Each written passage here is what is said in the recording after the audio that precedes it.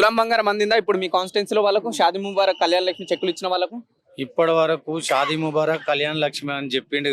దాంతో పాటు ₹1,00,000 ఇస్తా అని, దాంతో పాటు తులం బంగారం ఇస్తా అని ఎన్నో సార్లు ఎన్నో సభలలో మరీ నొక్కి చెప్పి ఓట్లు వేయించుకొని ఈరోజు మన వ్యవస్థ తెలంగాణని ఏ వ్యవస్థకు తీసుకొచ్చిరో మీరు చూస్తున్నారు.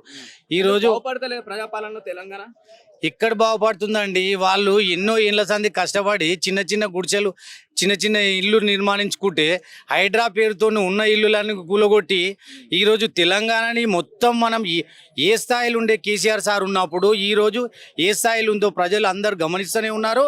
మీరు తెలుసుకోండి. 6 గ్యారంటీలు అన్నాడు, ఒక్కటి కూడా అమలు చేయలే. అదేదో బస్సుది ఒక్కటి పెట్టిండు. ఆ బస్సులో ఎంతమంది ఆడవాళ్ళు కొట్లాడుకొని వస్తారు. ఆడవాళ్ళే ఈరోజు ఆ బస్సు వద్దురా నాయన మాకేమన్నా ఉంటే ఆ పింఛన్లు ఏమేమి ఉన్నాయో మా ఉన్న స్కీమ్లో 6 గ్యారంటీలు అన్నావు అవన్నీ అమలు చేయమని చెప్పి ఎంతో బస్ గురించి తీసుకొచ్చి కాబట్టి బస్ వల్ల ఆర్టీసీకి లాభమే ఉందని చెప్పేసి అసెంబ్లీ సాక్షిగా చెప్పడం జరిగింది. ఈ ఆర్టీసీ బస్ వల్ల ఎటువంటి లాభాలు నడుస్తలేదా? ఈ ఉస్తా బస్ వల్ల మహిళలకు మీరు ఆయన చదువుకున్న ముఖ్యమంత్రి తెలుస్తలేదు. ఈరోజు ఫ్రీ బస్ పెడితే ఆర్టీసీకి ఎక్కడ ఆదాయం వస్తుంది, ఏ విధంగా ఆదాయం వస్తుందో కనీసమైనా తెలుసుకో. ఎవరు చదువుకొని వాళ్ళకి చెప్పినా కూడా చేస్తారు. ఈరోజు ఎక్కడ ఆదాయం, ఇలా ఏ విధంగా ఆదాయం వస్తుంది ఫ్రీ బస్ పెడితే? ఆర్టీసీ లాభాలు ఉందా నష్టాలు ఉందంటారా? నష్టాలనే ఉందని చెప్తూనే ఉన్నారు కదా వాళ్ళ లెక్కలని.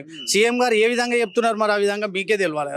రైట్. 6 గ్యారంటీ ఎట్లా చూస్తారు? సిటీలో ఎక్కువ శాతం మంది సెటిలర్స్ ఉన్నారు కదా, సెటిలర్స్ కి ఈ రేషన్ కార్డుల విషయంలో ఏమైనా ఇబ్బందులు అవుతున్నాయా? చాలా ఎన్నిసార్లు అప్లికేషన్లు తీసుకుంటారండి. వాళ్ళ అప్లికేషన్ల కోసము తిరగలేక వాళ్ళు పని చేసుకోవాలన్నా ఈ అప్లికేషన్లు ఇచ్చుకుంటా ఎన్నిసార్లు అప్లికేషన్లు ఇచ్చినా ఆ అప్లికేషన్లు అవి ఆచరణకు వస్తున్నాయా లేకుంటే మూలకు పడేస్తారా అధికారులకు తెలియాలి.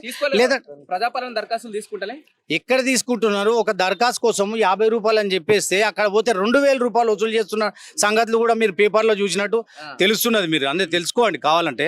ఎంతో ఇబ్బంది పెడుతున్నారు వారు దరఖాస్తు. వాళ్ళకి ఏదో ఆశ చూపి ఇలాగే వాళ్ళని తిప్పి ఏదో ఒకటి స్కీమ్ పెడుతున్నామంటాడు.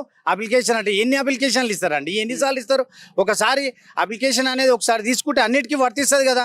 ఎన్నిసార్లు ఇస్తారు అప్లికేషన్? ఎలక్షన్ కాగానే మొదట్లోనే అప్లికేషన్లు, రేషన్ కార్డులని, ఓటర్ అని, అదని అప్లికేషన్ అన్నిటికీ ఒక ఫామ్ తీసుకున్నారు. మళ్ళీ అప్లికేషన్ దేనికోసం అని అడుగుతున్నారు. అంటే ప్రజలని ఉట్టిగా మభ్యపెట్టడానికి తప్ప ఎలాంటి ఇంట్లో లబ్ధి లేదు, లాభం రాదు. అంటే ఇప్పుడు 6 గ్యారెంటీల విషయంలో పూర్తిగా 14 నెలలు మేము అందించినాం, వాళ్ళకి ఇచ్చిన ఏదైతే హామీలు ఇచ్చిన సంక్షేమ పథకాలు కావచ్చు అందించినామని చెప్పేసి చెప్తున్నారు కదా, ఎట్లా చూస్తారు? అదేనండి, సంక్షేమ పథకాలు ఎక్కడ అందినాయి? ఈరోజు రైతులు ఎంత ఆందోళన చేస్తున్నారు. నిన్న మీరు చూసినట్టు అయితే పేపర్ల హెడ్లైన్స్లో వచ్చింది కదా, గాంధీ భవన్ దగ్గర రైతు బంధు ఇచ్చి రైతు బీమా ఇచ్చే వరకు నేను ఇక్కడికి జరగనని చెప్పేసి మీకు హెడ్లైన్స్లో పేపర్లలోనే వచ్చింది. అన్ని పేపర్లలో చూస్తున్నారు కదా. ఎవరికి కాలేదబ్బా, 40% కూడా అవ్వలేదు. మీరు లెక్కలు ఆయన చెప్తా ఉన్నాడు, అందరికి తెలిసిన లెక్కలే. ఈవెన్ ఈడ కూడా మేము రైతులం ఉన్నాం, ఎవరికి రాలేదు రైతులకి ఇక్కడ. బీసీ కులగణన విషయంలో బీసీలని తక్కువ శాతం చూపించడాన్ని. అవును, బీసీ కూడా కులగణన ఇంత ఎక్కడన్నా బీసీ కులగణన ఇదివరకు చేసిన దానికి లెక్క పెరుగుతుందా తగ్గుతుందా? మరి ఎలా తగ్గించి చూపించారో అది కూడా మీరు గమనించాలి.